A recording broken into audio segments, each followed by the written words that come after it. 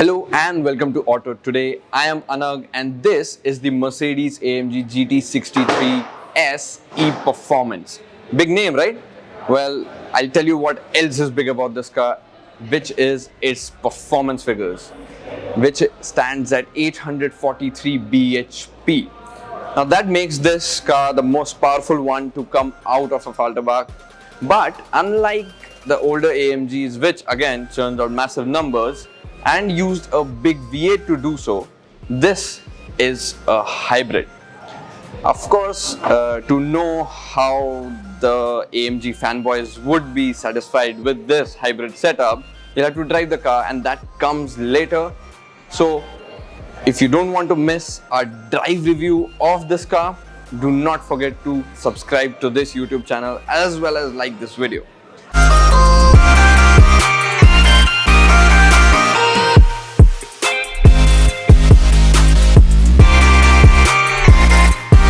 Now this is instantly recognizable as an AMG thanks to the massive Panamericana grille here with the vertical struts. The lower section here actually has much more opening and wider than the grille, of course for cooling and aerodynamic purposes. These are multi-beam LED headlamps which are standard fitment on this car. Now if you'd look closely, the car comes with a lot of extra fitments such as this carbon fiber lip splitter here. There is even carbon fiber inside the headlamps. How cool is that? Now over to the side you get these massive 21-inch AMG specific alloys which come wrapped with Michelin Pilot Sport 4S rubber. Very track friendly. Now here you see the V8 bi-turbo E-Performance badging, which is for the hybrid model, of course. Now the car is quite big. It follows the four-door coupe design. It's got the long hood, it's got the sloping roofline at the rear. You have AMG specific bits as well, like this carbon fiber skirt right here, which looks very cool. Now the car is big. It's more than 5 meters in length, so do not take this for a two-door or a smaller car. But of course, it's got a lot of power to compensate for its size and weight.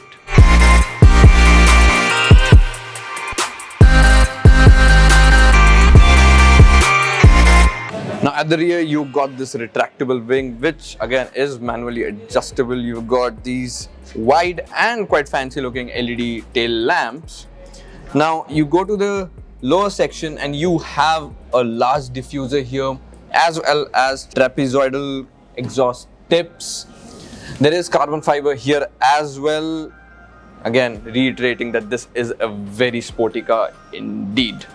Now this is a flap. Now this is the flap for the charger. There's an onboard charger inside the car, and if you want to charge the battery in the car, you can do so. Overall, the GT63 looks very muscular and sporty despite its size. Mercedes has done a very good job of complementing the power that this car comes with. The car also gets a sizable boot in appearance, but it is only about 300 something liters, with a sizable chunk being eaten away by the battery pack stored behind the rear seats. However, the boot still has size to it, so fitting a few medium-sized bags shouldn't be much of an issue. Now, this is the beating heart of the car. It's a 4-liter twin-turbo V8. It churns out 639 bhp and is supported by the 204 bhp electric motor. Torque stands at a massive 1470 Newton meters. All the power is sent to all the wheels via a 9-speed transmission. All this means that while the car weighs almost 2.4 tons, it can sprint from 0 to 100 kmph in just 2.9 seconds, placing it right in the middle of supercar territory. The hybrid system in this car uses a 6.1 kilowatt-hour high-performance battery developed by AMG itself with learnings from the Formula 1 team.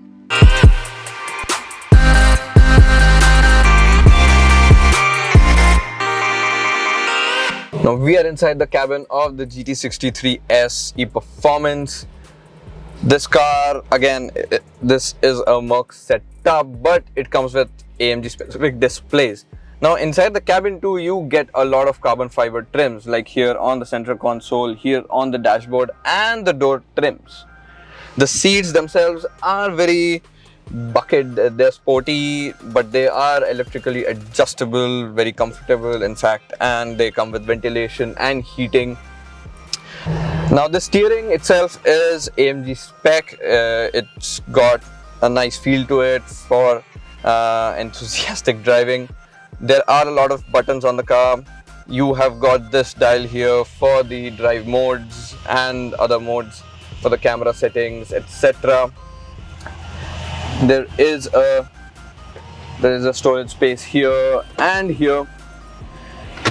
Now the trim of the car can be selected basis on the customer. This particular one is a sporty one. It comes with these yellow seat belts again, which look very sporty.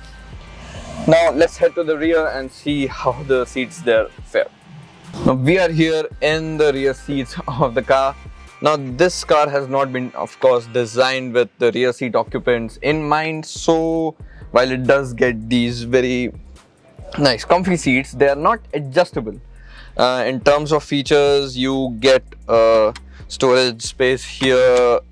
The central tunnel serves also as the cup holders, and you've got your own dedicated display to control the media and also to check out the performance of the car while it's being driven around in real time.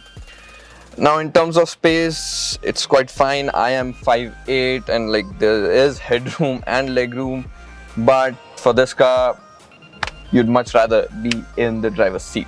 The instrument display and the 12.3-inch infotainment display are hybrid and AMG specific.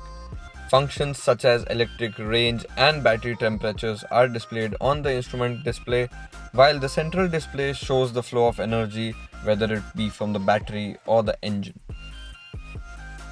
While inside, you won't ever forget that you are in an AMG courtesy of the exclusive cosmetic details that the company has peppered all around the car. Now let me make the car rev. I'll just put it into track mode and